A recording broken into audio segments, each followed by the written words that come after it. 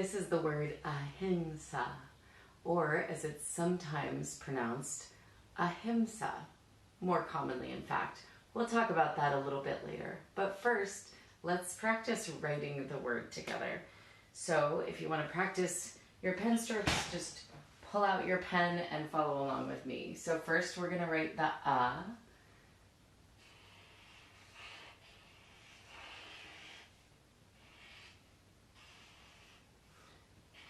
That's the a. Now we're going to write hi. So that starts with the ha, and we add this staff at the front to make it a hi. So we're drawing the letter ha. And then this staff with this flag makes it hi, a hi. The little dot, a hing. And then this is the letter sa. And then we have a long a after the sa, so we're going to draw an extra staff. That makes it the long a, ahinsa, ahinsa.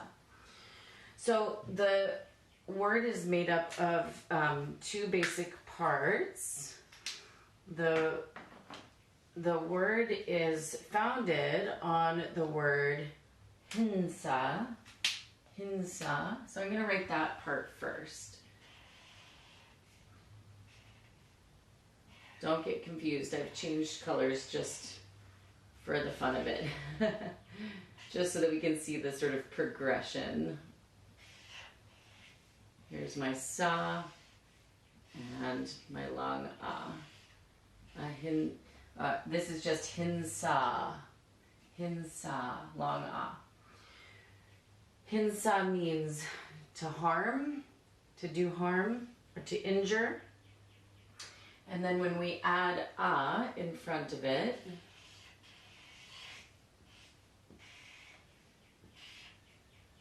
it serves as a prefix that negates the meaning of the word. So harming, hinsa, not harming, ahinsa, ahinsa. So that's the fundamental meaning of the word, or that's the foundation of the word, rather. And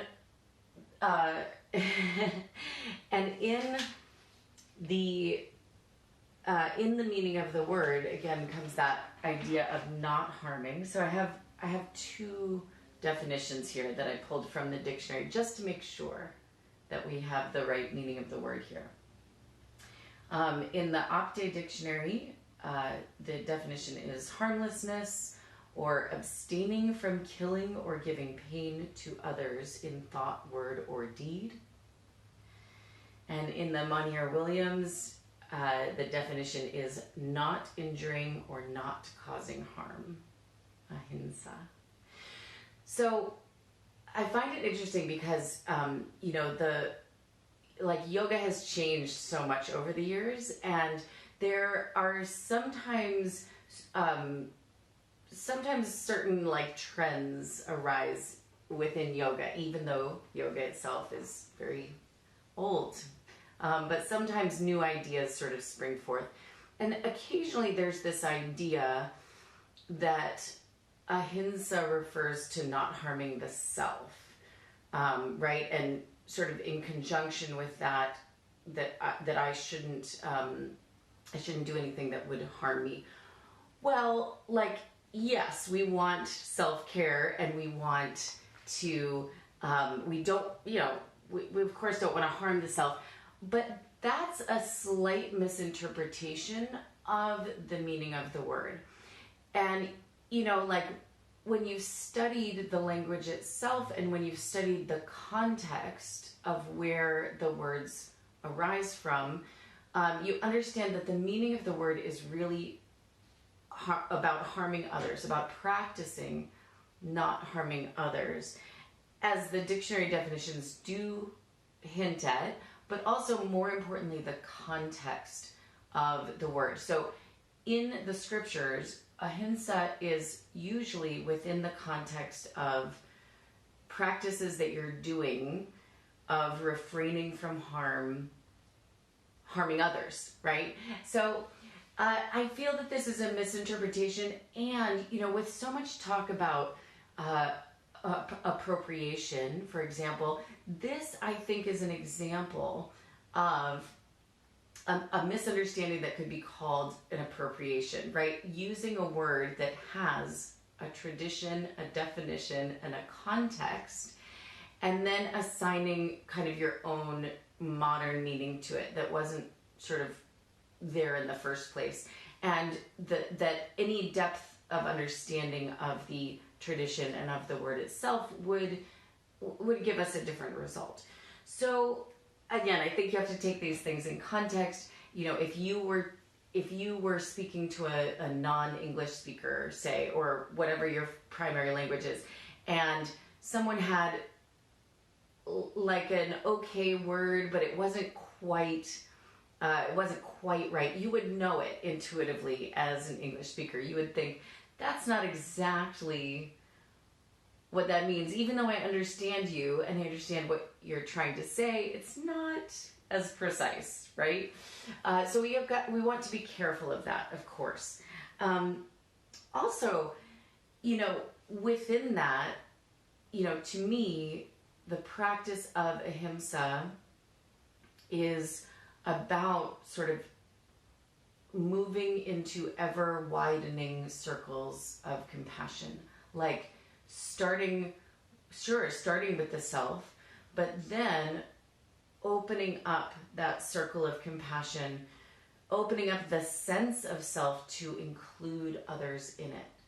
Now, we all do this naturally. For example, we may have more of an attachment towards family, or towards a certain circle of friends, or sort of towards our yoga community, or towards people we already know.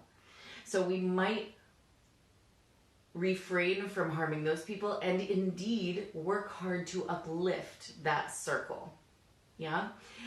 And now the practice of yoga wants us to expand even beyond that, to understand that it's not just my insular family, it's not just my block, it all, like, ahimsa also includes all the people that brought my food to my grocery store, all the people that help keep my water clean, all the people, and so on and so forth.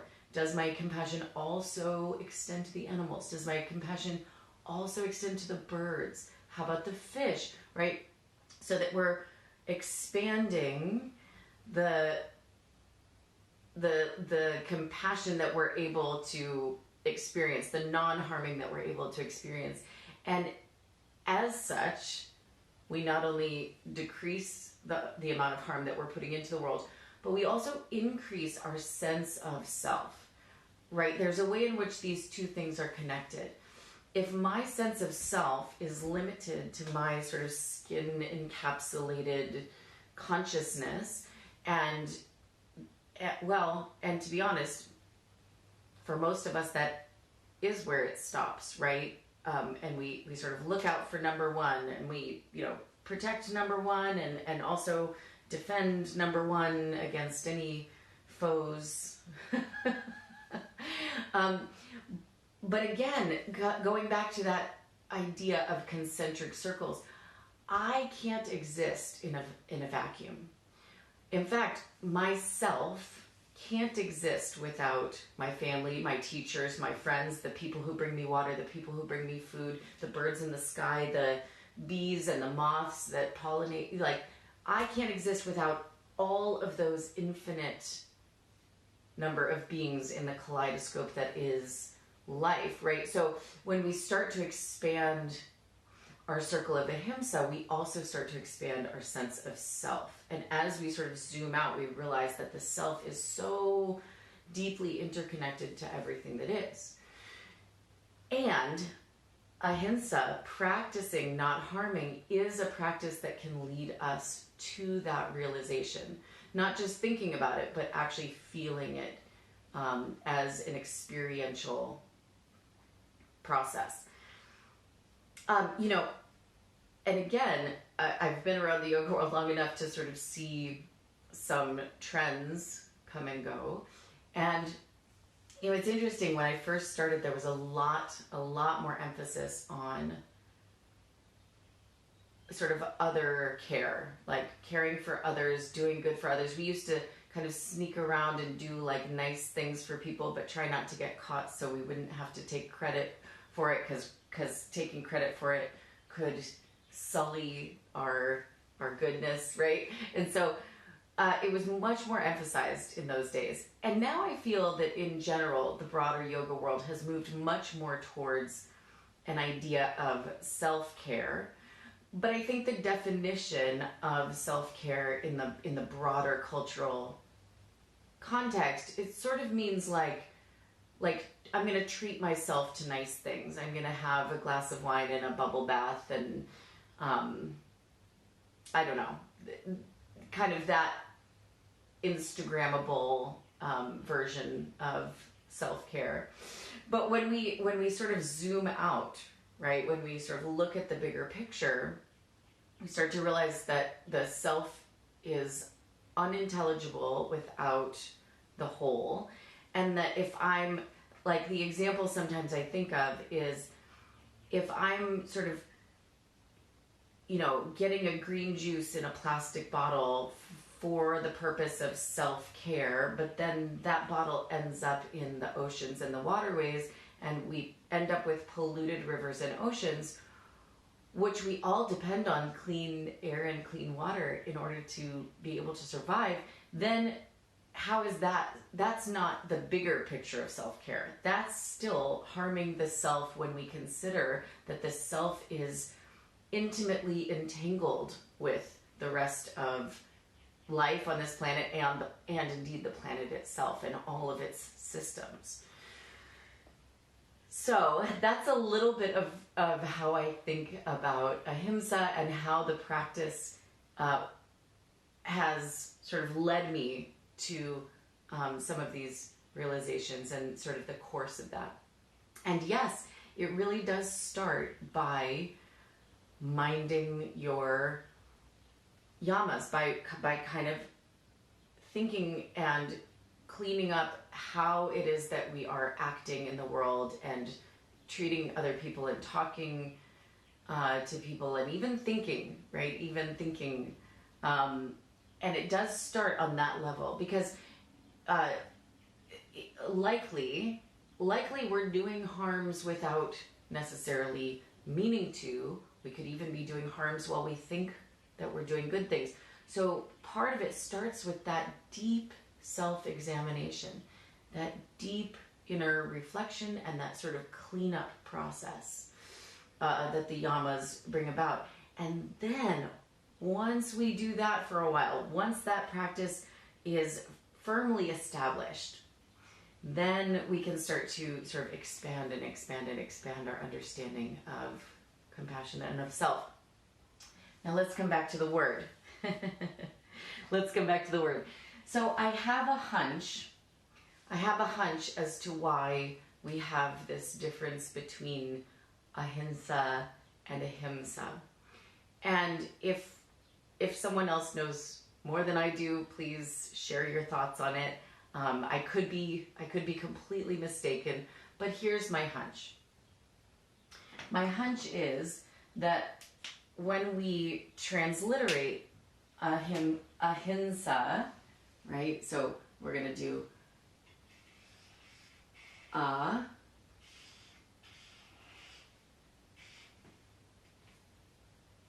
and then the convention, there's the he, ahi, and then the convention with the dot is to write this, ahim, and then we have sa with a long ah.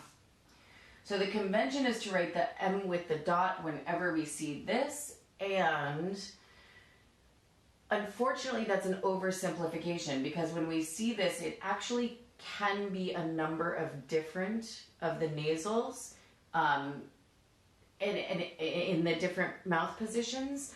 but we only will know which nasal we're pronouncing by the context within the word, by what letters it's positioned next to. I don't want to get you too confused, but when it's next to a sibilant, it's even more mysterious and special. It's even more mysterious and special because it is meant to become a pure nasalization, meaning there isn't meant to be contact. Nga, nga, nga, ma. There isn't meant to be contact anywhere along the palate. So if you just open your mouth and you think of making a nga, nga sound with, sometimes it accidentally goes back into the guttural, but try not to have any points of contact with it. It's very mysterious. You could think of like no striking. We're not striking any point on the palate for non-harming, for ahimsa, right? But I think that because the convention is to spell it like this, we've come to pronounce it more like ahimsa. So no worries, you can pronounce the word either way.